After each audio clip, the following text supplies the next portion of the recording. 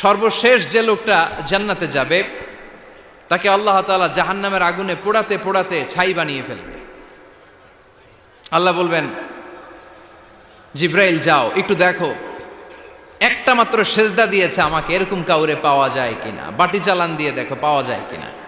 খুঁজে খুঁজে কাউরে পাবে না। আল্লাহ বললেন আবার দেখো, খুঁজে খুঁজে একজনকে পাবে, সামান্য ইমানের ছিটে ফোঁটা তার অন্তরে ছিল। আল্লাহ বলবেন যেহেতু ছিটে ফোঁটা আছে, অনেক মায়ের খাইছে, ওকে বের করে জাহান্নাম থেকে বের করে একটা নির্ধারিত দূরত্বে রেখে দাও। রেখে দেয়া হবে, কিন্তু জাহান্নামের আগুনের লেলিহান শিখাতে তার গা ঝলসে যাবে। সে আল্লাহর ডেকে বলবে, মাবুদ তোমার কাছে আমি কিছু চাই না, জাহান্নাম থেকে তুমি আমাকে বের করেছো, জীবন নদীর পানি তুমি আমার গায়ের মধ্যে ঢেলে দিয়েছো, আমি আবার সজীবতা ফিরে পেয়েছি। আমি তোমার কাছে জান্নাত চাই না, শুধু নিরাপদ একটা দূরত্বে আমাকে রেখে আসো, যাতে জাহান্নামের আগুন আমারে কষ্ট দিতে না পারে। আল্লাহ আমি কিন্তু তোমার কাছে জান্নাত চাই না। কি চাই না?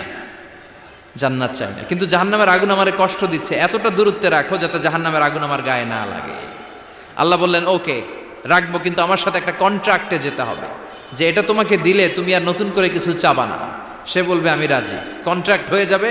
আল্লাহ জিব্রাইলকে বলবেন যাও এমন দূরত্বে রাখো যাতে জাহান্নামের আগুন ওরে কষ্ট না দেয়। রেখে আসা হবে, অনেক দিন সে ওখানে আনন্দে থাকবে, আল্লাহ শুকরিয়া করবে। সে মনে মনে বলবে বেঁচে গিয়েছি, আমি বেঁচে গিয়েছি, জীবনে আর কিছু চাই না, জাহান্নাম থেকে আমি বেঁচে গিয়েছি। অনেকদিন থাকার পরে মনে মনে ভাববে বাইসা তো গেছি, কিন্তু নতুন করে একটু ট্রাই করে দেখি, জাহান্নামের সৌন্দর্যের দৃশ্য একটু চোখ দিয়ে অবলোকন করা যায় কিনা। সে আল্লাহরে ডেকে বলবে আল্লাহ ইনদি সুআল, আমার একটা ফরিয়াদ আছে। কি ফরিয়াদ? আল্লাহ আগেই বলে রাখি আমি কিন্তু জান্নাতে যেতে চাই না। আল্লাহ বলবেন কি চাও? সে বলবে আল্লাহ তোমার জান্নাতটা তুমি কত সুন্দর করে বানিয়েছো, আমি একটা নজর শুধু দেখতে চাই। জান্নাতের দরজার সামনে নিয়ে যদি আমারে বসিয়ে রাখো, দ্যাটস ইনাফ, আর কিছু চাই না, শুধু জান্নাতের দরজার সামনে। আল্লাহ বললেন তুই না ওয়াদা করেছিস, তুই না চুক্তি করেছিস। সে বলবে আল্লাহ আমারে হতভাগা বানাইয়া তোমার কি লাভ? সুবহানাল্লাহ পড়েন। আমারে তুমি হতভাগা বানিও না। আল্লাহ বলে ঠিক আছে, আবার সিগনেচার কর যে জান্নাতের দরজার সামনে বসিয়ে দিলে আর কিছু চাবি না। সে সিগনেচার করে বলে আমি চাবো না। আল্লাহ বললেন জিব্রাইল বেচারারে ধরে জান্নাতের গেটের সামনে বসায় দে। এবার জান্নাতের গেটের সামনে বসে বসে জান্নাতের সৌন্দর্য দেখা শুরু করবে। সুবহানাল্লাহ। এমন সৌন্দর্য যেটা চোখ দিয়ে কেউ দেখে নাই, কান দিয়ে শুনে নাই, ওই সৌন্দর্য চোখে দেখে, কান দিয়ে আওয়াজ শুনে মাগার ভোগ করতে পারে না। অন্তরে জ্বালা আছে না নাই? এয়ার কন্ডিশনের রুমে ঢুকতে না পারলেও, এয়ার কন্ডিশনের রুমের দরজার বাইরে দাঁড়ালো, এয়ার কন্ডিশনের রুমের একটা ঠান্ডা বাতাস গায়ে লাগে না? কথা বলেন তো। ও যখন জান্নাতের দরজার সামনে দাঁড়াবে, ওর গায়েও এরকম জান্নাতের ঠান্ডা বাতাসের হিমেল ছোঁয়া গাটাকে শীতল করে দিবে। ওই শীতল হয়ে যাওয়ার পরে আর তো সহ্য হবে না, আবার আল্লাহরে ডাকবে, মনে মনে ভাববে আর একটু ট্রাই করি না, দোষ কি, আস্তে আস্তে অনেক দূর তো আগাইছি। সুবহানাল্লাহ কইবেন না? এবার আল্লাহরে বলবে আল্লাহ ইনদি সুআল, আল্লাহ তুমি যদি কোনো বিষয়ে নতুন করে ডিসিশন নাও, তোমারে জিজ্ঞেস করার মতো কি কেউ আছে? আল্লাহ বলেন না, আমি তো সব রাজার বড় রাজা, মহারাজা, আমার উপরে তো কারো কথা চলে না। ওই হতভাগা লোকটা বলবে আল্লাহ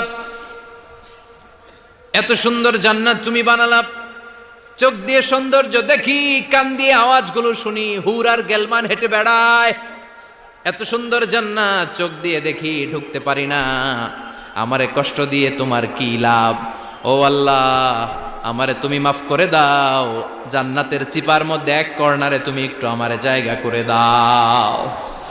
আল্লাহ বলবেন ওয়াই হাক ইয়াবনা আদম, তোর ধ্বংস হোক হে আদম জাত, মা আগদারাকা, তোর যে বড় গাদ্দার আমি আমার সৃষ্টিকুলে কাউরে দেখি নাই, কারণ তুই আমার সাথে চুক্তি করিস আর চুক্তি ভঙ্গ করিস।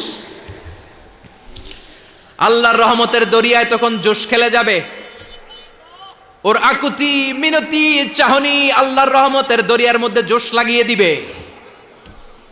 আল্লাহর দয়া হয়ে যাবে, মায়া হয়ে যাবে। আল্লাহ বলবেন ঠিক আছে জান্নাতে যা। লোকটা এবার এক দৌড়ে জান্নাতের ভিতরে ঢুকে যাবে। লোকটার দৌড় দেখে আবার লোকটারে আল্লাহ ডেকে বলবে একটু দাঁড়া, একটু দাঁড়া, জান্নাত তো দিছি, তো দৌড় দিলি কেন? সুবহানাল্লাহ কইবেন না? লোকটি বলবে আল্লাহ প্ল্যান তো আমি কম করি নাই, এত চেষ্টার ফলে আমি আসতে পারছি, আবার যদি তুমি বাইর করে দাও, এই জন্য এক দৌড়ে এমন চিপার মধ্যে লুকামো যাতে তুমি আমার না দেখো।